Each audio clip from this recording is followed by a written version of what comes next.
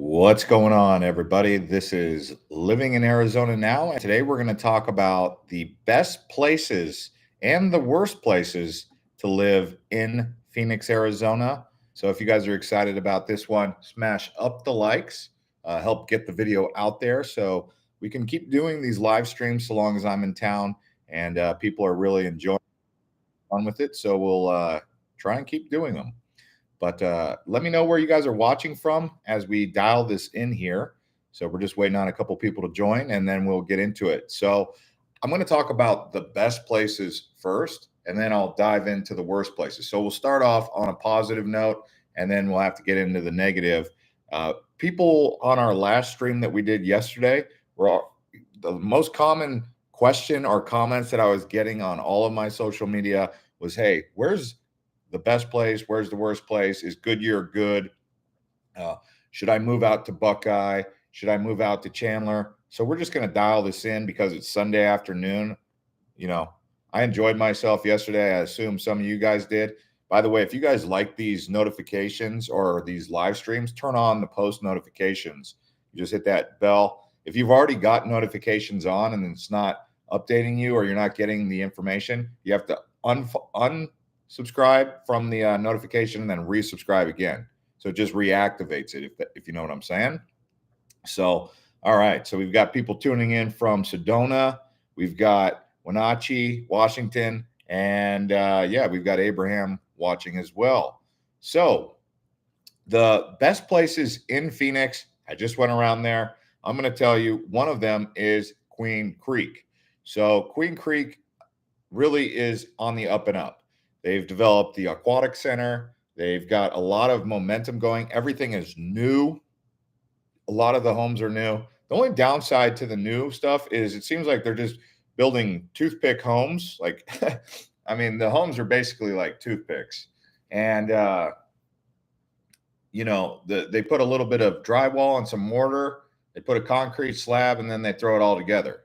And the homes last for like 100 years. I mean, that's what they say they're supposed to last for, but I don't really know if these homes will last as long as your grandpa's home did, but we'll see, because back in the day they used to build out of block and brick. But Queen Creek, that's the only thing about they've been doing this since as long as I've been born. I mean, I grew up around this area called Tatum Ranch. They do the same thing. Those homes are all still there. So maybe they will last 100 years. I mean, we don't know. So Queen Creek, that whole area right there. Then we have Ahwatukee Foothills. This is an older area at the site of the base of the South Mountain. It's really centrally located right next to Tempe and Chandler and really close to Phoenix, right next to the I-10, so you can easily zip around Phoenix. It's family friendly, it's safe, got good schools, and it's nearby some hiking, so you can get out there. For example, where I'm staying out here in Tempe, I have to go everywhere I have to go, everywhere I want to go. I need a car, and that's not for everybody. You want to wake up in the morning, go for an exercise, go for a jog, do all that. You can't really do that in this part nearby Tempe Marketplace where I'm staying right now. But it's all good. I'm just saying I like to have a more active lifestyle than just feel like I have to get in my car in order to do something. They do have gyms around here though, so that's good. Now we're going to talk about I don't know why the chat bot is not showing up as well as I'd like it to. So we got 51 people watching, 7 people smashing up the likes. Thank you to everyone who's smashing up the likes, all 7 of you. Okay, so keep the tour going here. Now, Arcadia. This is a really nice area. It's an older area. They got probably the best quality homes. I mean, these homes are made of blocks, bricks. They're strong homes. They're like concrete cement homes.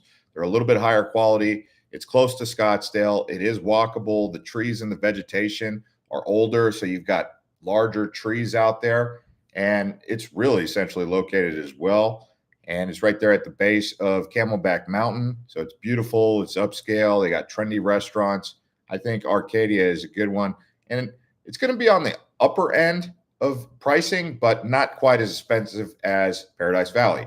Paradise Valley, I'll just give it a shout out real quick. That's where the ultra luxury homes are. It's low crime, nice desert scenery. That's Paradise Valley, but If you're anything like me, you're not going to be able to afford to live there unless you got millions of dollars for a budget for a home. Then in the north, we have Desert Ridge. A lot of newer homes. They keep building out Desert Ridge area.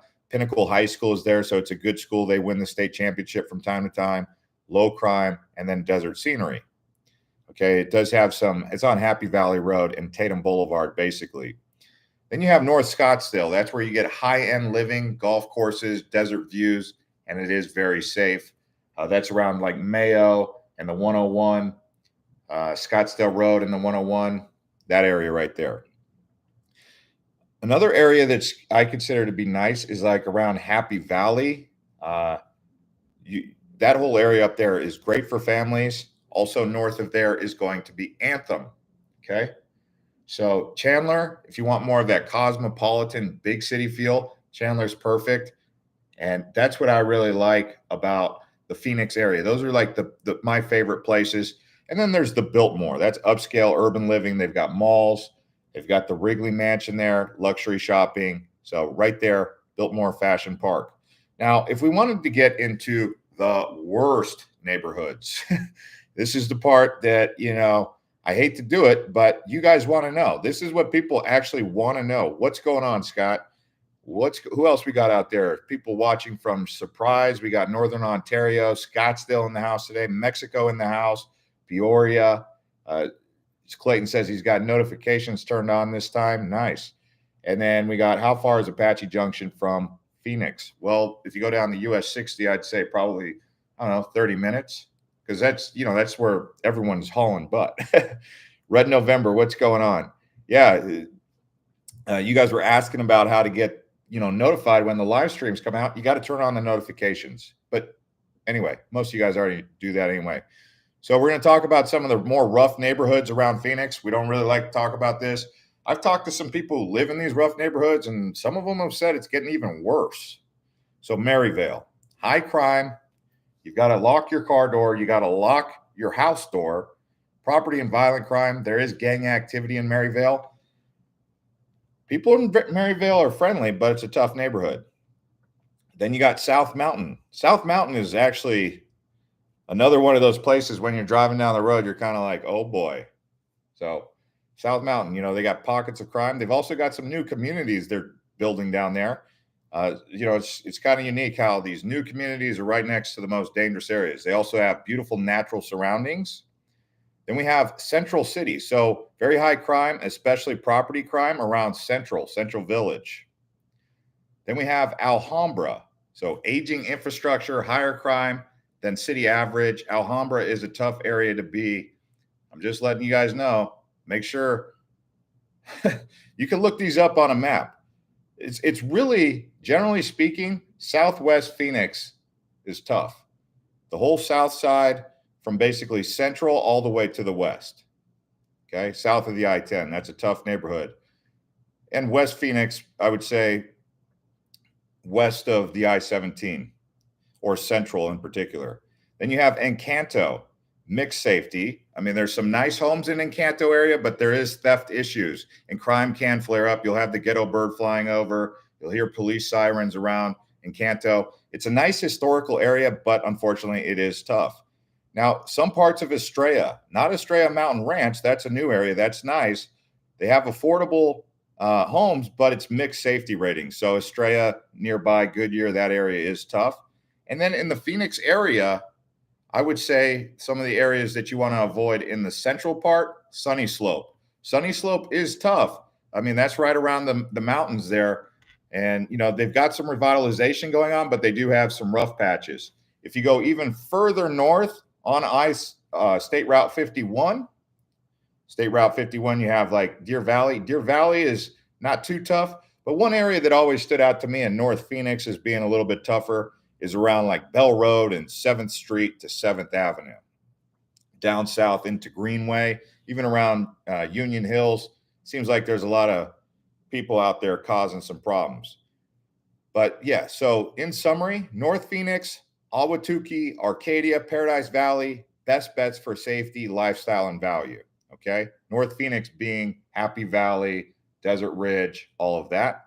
Then you have Southwest And older parts of West Phoenix, Maryvale, parts of South Mountain, Central City, more crime, lower property values, and it's just you got to lock your door pretty much all the time. Not saying there's places around Phoenix you don't have to lock your door, but you got to take the extra steps, set the alarm and all that, where you don't have to do that in, say, Scottsdale or Arcadia as much.